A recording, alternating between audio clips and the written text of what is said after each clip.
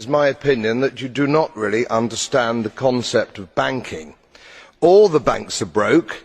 Bank Santander, Deutsche Bank, Royal Bank of Scotland, they are all broke. And why are they broke? It isn't an act of God. It isn't some sort of tsunami. They are broke because we have a system called fractional reserve banking, which means that banks can lend money that they don't actually have. It is a criminal scandal and it has been going on for too long. To add to that problem, you have moral hazard, a very significant moral hazard from the political sphere. And most of the problem starts in politics and central banks, which are part of the same political system.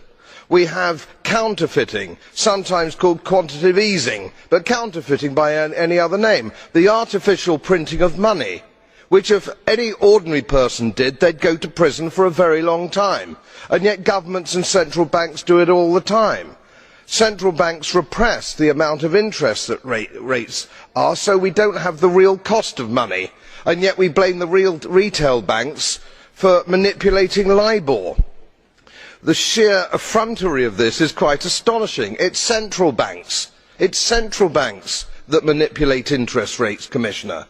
And plus, underneath all this, we talk loosely, in a rather cavalier fashion, do we not, about deposit guarantees. So when banks go broke through their own incompetence and chicanery, the taxpayer picks up the tab. It's theft from the taxpayer.